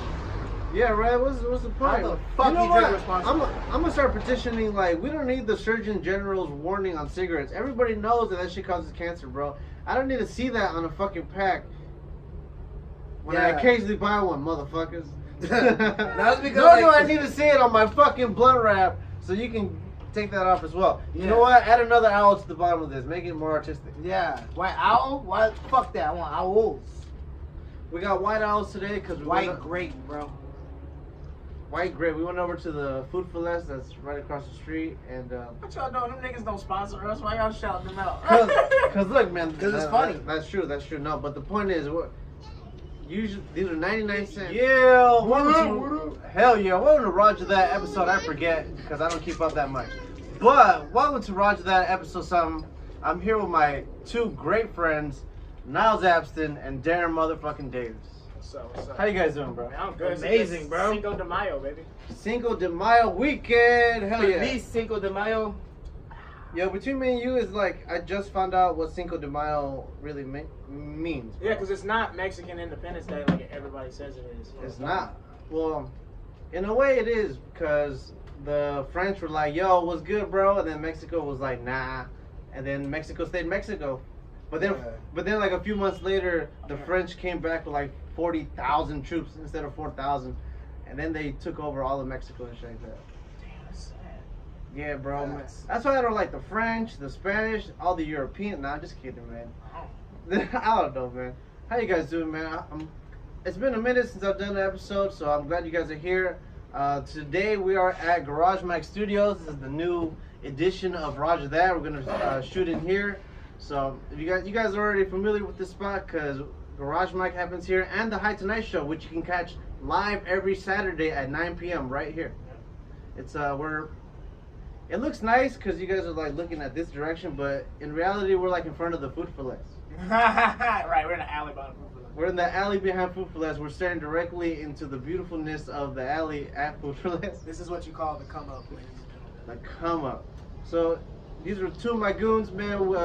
Niles Abston started Channel 310, and he has a fucking dope-ass cartoon that he's going to tell you all about right now. Yeah, it's called Planet Blak. Please go check that out, man. We need as many views as we can get. I'm trying to get Seth Rogen to see this shit. But it's a stoner comedy about a black dude who's abducted by a bunch of space aliens to come sell weed in space to save their planet because they're failing economically. So, yeah, so check it out. It's called Planet Blak. I voiced the main character. I got a lot of other comedians in it too. Roger plays Roger in the cartoon. Go check it out. It's a cool project. What I really like about Planet Blak is the origin of the whole idea behind Planet Blak. Yeah, it's crazy. I was homeless. I was homeless for about a year when I was between 21 and 22, and I was smoking a bunch of weed one day, and I was really high, and I told a friend, like, we were talking about, I'm from Mississippi, so we were talking about Mississippi and like weed laws and everything, and I know a bunch of people with weed chargers, and I was saying how like the only safe place for a black dude to smoke weed is in space. And so yeah, we were just like, yo, that'd be a hilarious idea. And so that's how Planet Blak was born. And so I used to sleep outside the Planet Fitness. So I saw the planet. So I saw the planet on the sign. I was like, yo, Planet Blak. And then I just started writing it, bro. And then Eric Albanante, we wrote the pilot together. And now we got it, you know. It came together beautiful, man. I think that's a new part that I haven't heard of, the Planet Fitness. That is where some of the inspiration came from. Oh yeah. Planet Fitness is a shit, bro. Out here in LA, bro. Yeah, I still got a membership, and I don't even go. You have a membership? Yeah, bro, because I used to take a shower there when I was homeless. Bro, I've known Niles for a cool minute now, and never in my life has he ever posted a story or ever mentioned that he's been in a Planet Fitness. I go every now and then. Damn, bro. I thought you were saying like fit was just genetics. It is. It's a lot of. I call it back pay, bro. Cause like from like the age of 5 to 20, I was working out like a professional athlete because I ran track in college. Woo. So it's like I'm kind of like going off of I'm on house money right now, So it's cool. That's what's up, I bro. feel like by the age of 30, I'm gonna have to start working out though. Like it's gonna catch up to me eventually. Honestly, it would have caught up to you now if you ate like me and Darran, which is like savages, bro. I eat really bad, but the thing is, I only eat like once a day though. And I drink a lot, but I still have a 6-pack. It's weird. Sweet, bro. It's bad. I don't know, dude. I don't think that's a good thing. I feel like this all gonna catch up to me one day, and I'm just gonna be like, I'm gonna wake up and I'm like 332 pounds. Like some nutty professor shit. Bro, I woke up and I was 170. I was like, man, all I see is gut. What the fuck? See his gut. Like, I'd just be kicking it without my t-shirt, like, just slouch on my sofa, and I look down and I'd be like, oh my god, who is this? That's hilarious. When you gain so much weight, you just feel like, man, it's a motherfucker, bro. I gained like fucking 30 pounds when I was 20, like around the time you thought about Planet Blak. And then I lost that shit. And then I started drinking again after the New Year's, after 3 years of not drinking. And I drank 30 pounds on, bro. Wow. Drank 30 pounds? Yeah. That's crazy. It's a... God, Roger. I know. Goddamn, from literally January to like March, it's like every month I put on 10 pounds of beer gut. And then it's not until like April where I was like, man, I'm a piece of shit. And then started losing a lot of weight, bro. You can see like my weight loss progression in all the videos the homie Darran has taken of me while we do the expressions mic as Cal State Northridge. Because like homie's a great cinematographer. He'll record me like a month ago. You can see me full cheeks. 3 weeks ago, I'm starting to lean out, and then right now I feel like He on his Victoria's Secret model shit right now. Yeah, bro, I'm trying to get sponsored by Calvin Klein, bro. I'm trying to get like underwear for all my Calvin Klein underwear. Yeah, bro. What if I do get sponsored by them? You get a pack. You get a pack. We get some of their T-shirts too, bro. That's dope as fuck. Talk about the expressions mic, man. Because every time y'all had it, I was out of town in New York. Yo, talk about that shit. Yo, the CSUN expressions mic is. Wait, you know what? Darran, talk about that. Yeah, man. talk about that, bro. Darran's the one that put me onto these mics, so please let him know what's up. Yeah, CSUN expression mic. One of the first mics I've ever done in my life is what gave me the confidence to pursue the stand-up comedy dream that I have of mine right now. And what year did you do the first expressions mic? Which was your first mic? 2013. Wow. Yeah. 6 years ago. Yeah. Yep. So they're pretty cool. They cater food at every expression mic. So if you're hungry, like we always are. Dang, so you get a spot and food. Yeah. Damn, I'm mad I missed that shit. Catered food, bro. Ain't no cafeteria bullshit around here. Right. I ain't never been to no open mic where they give you food. They barely let you get up. Open mics in LA, not only you gotta buy a drink, and then the audience usually is just a bunch of other people who are sour that they had to buy a drink and just want to do their time. Yeah. But at the Expressions open mic at CSUN, literally me and Darran have been the only comedians out of like 15 performers. That's fire, bro. It's like when y'all get up there, it's like something new. You know what I'm saying? Yeah. Oh man, it's like a fucking great experience, bro. Like y'all are like a breath of fresh air for them. Yeah, whereas definitely. like at a regular comedy open mic, it's all comedians all the time. So you're just like, more half-written jokes, yay, you know. But that's dope that y'all got to do that, bro. It's amazing. Shout out to Cal State Northridge. Shout out to Cal State Northridge. Shouts out to Cal State Northridge, man. I'm surviving because of Cal State Northridge right Hey, now. let them know, bro. Yeah, right now I got this thing where I crash a bunch of seminars. It doesn't matter what major the seminar is a part of. I just go in and just learn a bunch of stuff. It could be accounting. It could be engineering. It could be management, biochemistry, nursing, finance. Yeah. And I just listen and I really, at the end of the day, I started using it to have more of a substance when I write the characters that I write for my screenplays and my theatrical plays. Oh, that's dope. They give me like Like actual knowledge, yeah. Like let me know like what it takes to be an accountant, what is the life of an accountant, what it takes to be a biochemistry engineer, and the different type of like diseases that's out there and how they prevent the diseases. Okay. So yeah, I've been writing about stage 5 herpes. Stage 5 I think it's herpes. level 5 herpes. Yeah, Whoa! level 5 Alright, herpes. I never heard of any. There's levels to herpes. That's Yeah, what I was there's gonna like- say. There's levels. Yeah, I just thought herpes was just bad. Nah, those are like oral herpes, there's genital herpes, and then there's herpes. You can be born with herpes. You can be born with herpes? Are there mental herpes? Is that that a thing? Is that because your mama's a hoe? Is that because their mamas are hoes? That's why they were born with herpes? No, I think it's like. Still there? Mm-hmm. Is it still connected on that side?